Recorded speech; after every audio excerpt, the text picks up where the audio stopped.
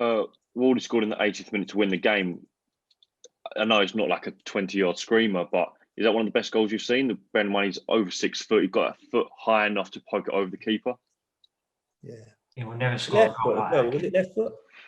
Is his left foot? Yeah, left foot. Left toe. Yeah. He will never score a goal like that again.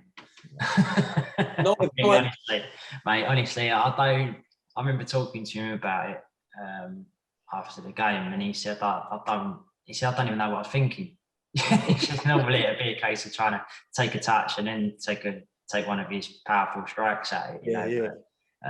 Like to play that first time like that was ridiculous. You don't know how many times you watch it, but it was like slow motion when he touched it in real time. Mate, I remember watching as soon as he come off his foot, everyone behind the goal knew it. Then He was for the keeper.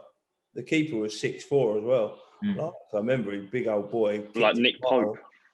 Yeah, he was like Nick Pope. Yeah, he was huge, wasn't he? So, and to get it off that toe and up and over from just outside 6-yard box was, if he meant it, then well done. But I'm not sure he did.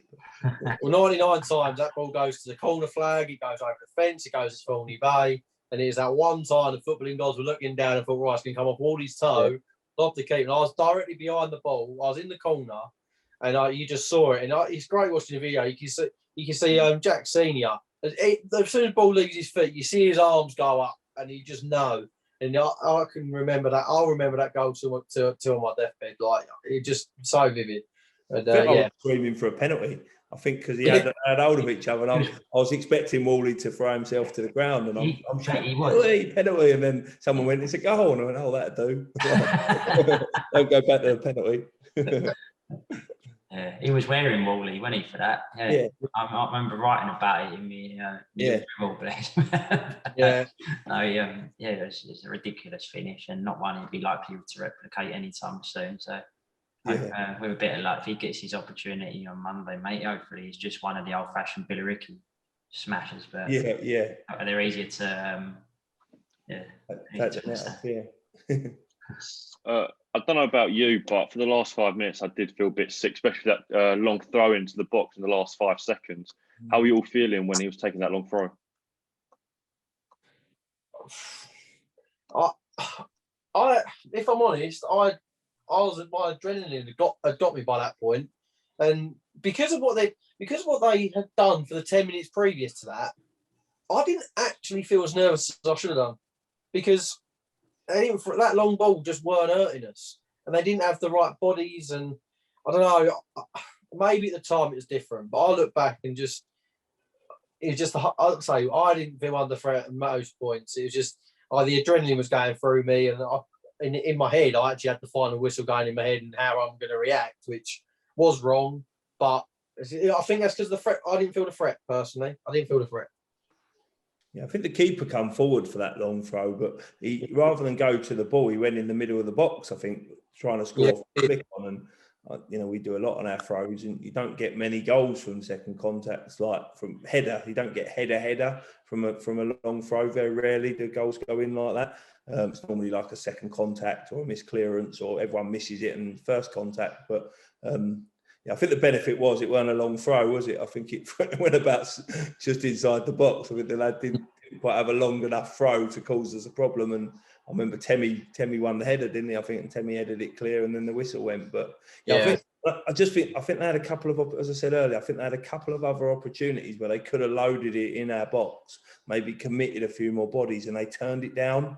They turned it down for an extra pass, and I think that was probably where the game was won and lost. That when we had our opportunity to sling it in their box, we didn't turn it down, and they did. And I think it was that finer margin maybe on the day that made the difference. Unfortunately, there was no real pitch invasion at the end because there was no fans there. But with the emotions at like an all-time high. I think there was fans there. And I know we had our committee, and we were allowed our set me when there was a few people watching over the fence, and no rules were broken. But we had fans there because whether it was 3 or 4 people, there was a buzz, and that last 10 minutes, I think that helped us get over the line as well. And it felt like there was a full house at times. You know what I mean? I think we've got a vocal committee, supporters and stuff, and I think we're a bit younger than maybe their committee was, and it felt to me, I felt we had fans, and I think they played all those people that we had in there on the day, which wasn't many, was it? What, 10, whatever it was, we were allowed. We had 20, Dan. We literally had 20. But yeah. I felt they made enough noise and enough, enough presence to help the boys get over the line, and I really think that was a fact. And I think people say no fans, and there weren't no real fans or no loads of. It weren't full of 3,000 people on the day, but I think there was enough there that got us over the line. I think that played a big part in us winning as well, because it was an atmosphere. It felt like there was an atmosphere, and a small quantity of people making that happen was really good as well on the day. My throat knew I'd been chatting all day. I don't think I can talk till Wednesday. If I'm honest. Following on from what Danny just mentioned, I know Lewis would agree with me. To be honest, I know Anthony, Will, Dad, like a lot of the boys are in similar ilk, to be fair, but we all consider ourselves concurrential supporters first and foremost, and we're committee members second. We've always made that clear to other clubs we've been at. Like even, for example, we talked about the Mansfield FA Cup game. When we went up there, we was invited in to have a pre-match meal in their posh little directors area, and then they expected us to seat ourselves for the game up in that balcony, and we asked permission to go with our supporters behind the goal, which they were very surprised about, but quite happily granted us permission. And we've done that on numerous occasions, like including the Maidstone game in your trophy run. We got at half time last year to get permission from their chief safety officer, I believe, on the day, because they weren't too keen on the idea of us going down there, but we assured them that we'd be a subdued presence, although that wasn't how it turned out to be. Greeny's goal going in the last minute. But with the Halesowen game, the same thing applies really, mate. It's like when people see like clips on the TV and they hear the noise after that goal that went in from Wally, and it sounds like there's a few people there, that is our norm, right?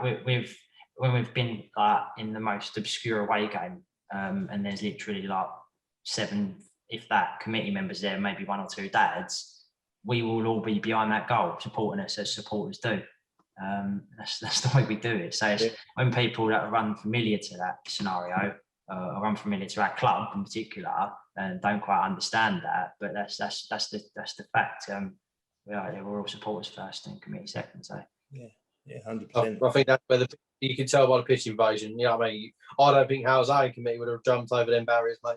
And then the first thing we all thought was to go over that barrier. Me, you, and we all done it, didn't we? Straight over the barrier. And that's just, Concord supporters first and foremost. Yeah. I think we had the people in the bar, didn't we, on the day? They were watching behind closed doors, and you could hear them, and a few of the kids snuck out, didn't they, and pushed the barrier over and come out, and it was what it was. And it's not the same that we can't say that, but I think the challenge was to try and win it without the fans, and what had gone on at the time when we didn't know that the final was going to be this far away from that, but that was the challenge at the time, and we did that. And I think that was a massive club effort, wasn't it, from players, management, and people that were supporting in there. And I think we all played a massive part on that day. Really, really good, and to get us over the line, and it does make a difference. And I've seen it myself, so that's I've stood there behind there with you, and I try and be the loudest we can possibly be, and don't really care what other people think about it, because we're supporting our football team, and Jack says we're supporters of that team, and that's important, isn't it? And we want people to come and feel comfortable enough to make some noise and be a supporter of the football club. And I think that was the pleasing side of the run, wasn't it, as well? How many people did come and become a real part of us, and that little band of 15, 20 people sort of started growing, didn't it, quite well. And COVID put paid to that a little bit, but hopefully when the fans come back, we can get that going again, and that's got to be the next aim. And I'm already thinking about that. We've got a big day on Monday, don't get me wrong, but I'm thinking about the next time we can pack that ground out and in a big game, whether that be a cup game or a league game, whatever it be, and hear all them supporters cheering again, and the drama that we had. And I think we touched on it. We had Bath, didn't we, in the games we did have with with fans. We had Bath and Eastbourne, and you just see the atmosphere in them two games, the performances, and the late goal against Bath. That don't happen without supporters in that league game, and that's what we got to try and get back to. And I'm looking forward to that. You know, I'm looking forward to Monday. Don't get me wrong, but I'm looking forward to next year and having good bodies there, good crowds, and an atmosphere, and people making lots of noise, and trying to grow that side of us as well. And I think that's important that we strive for that as well. So. Just want to a little shout out to Halesowen because of I still won't forget that the Tuesday after work, the way they made me feel. Just wanted to give them a little shout out. I know Jack mentioned his dribble once before, but that's one thing I'd like to add at the start. This will stick with me for a long time. And he's only on the Tuesday after the evening that I noticed it, that their gaffer, when he got that team sheet, smiled because he thought we'd broken the rules. And that will live with me. Another thing that will live with me. So, yeah, Paul Smith, Halesowen secretary, thanks for a sleepless night on that Tuesday. But in all seriousness, though, thanks for obviously everyone that has listened to the ramblings of me, Euan, and all our guests. But it's all been leading to Monday. Can't wait to see as many people watch this as we can. And, yeah, just thanks to everybody for listening. And what a journey it's been, Euan, and Scopes and Jack. Appreciate everyone coming on as well. Yeah, me and Jack on this. The viewing's going to go through the roof. I wait to the last one to get the best two looking geezers on it. A couple of handsome geezers bailed you right out on the last episode, haven't we, Jack? Yeah, cheers. I say everyone that is listening, you know, Monday's the moment we've all been waiting for, you know, and this is what we've been talking about for the last 7 weeks, Euan, isn't it? You know what I mean? So I can't wait. Let's go. Buzzing. Yeah. No, good stuff. No, well done, Euan and Lewis. Yeah, I think I've watched every episode myself, and good to get the involvement. And like it's not just me as manager; it's a management team and Adam and it's players, and everybody's as important as everybody else. Everybody's a cog in the wheel, as we always say, aren't they? So, and it's important that we remember that. And I think that's the day on Monday is for everybody. It's for all them cogs in the wheel over the years, and everybody should be proud. Whatever part you've played in this football club should be proud and enjoy it, and enjoy your team being out on that pitch, because we'll still always remember you, and we're good at that. We're remembering people that have done well for us, and we always remember them, always think fondly of them, won't we? 100%. It'll be dream come true territory come Monday for a lot of people that here and gone, bless them. But I think. It'd be interesting to watch us put the finishing touches to what you started, mate. And I believe in everybody that we've got. I actually genuinely believe we've got a very, very good chance.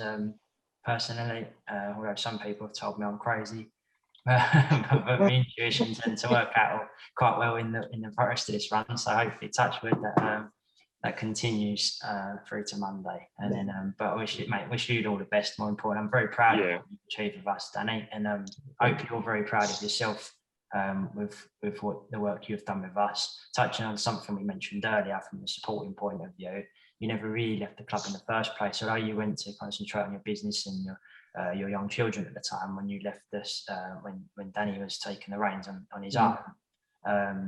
Like you said, you was in the crowd with people like me and Lewis and the rest of us, even through to when Adam Flanagan took charge of the team.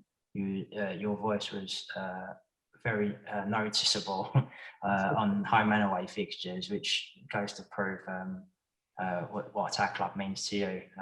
So from all of us at Concord, mate, we want to wish you the best of luck, and hopefully we've all got something to remember and be cheerful for Monday evening. So I echo that. I say that's the biggest. When we got the FA Cup first time, I sat with you down on that coach eating chocolate digestives, and now I'll be seeing you leading us out at Wembley, mate. And good be proud. Can't wait. Wait. Best of luck to you and the boys, mate. The only manager that got bullied into the job twice by the chairman. Do you regret it? That's the question. Do you regret it? No, never. Yeah. I think it's that to remember. I think the biggest thing you can say, it's not my team. It's ours. It's our club, and I think that's the challenge. I think that's what everyone has to remember, and it's our team that will be going out at Wembley, our players and our football club, and I think that's important. And you know, and I might get that opportunity to lead them out, which I'm really proud of, and you know, but I'm doing that for our football club, and I hope everybody can almost be in my shoes on the day and feel like they're with me, and you know, those that can't be with us, hopefully they can sort of look at me and think, yeah, that's, you know, he's doing that for us, but that's what I'm doing it for, and that's why I do the job, and because I want people to enjoy it. I want people to feel part of something, and I want to be successful for these people at the football club, and for, like I say, our football club. Cheers, Thank you gents. for joining us. Appreciate it.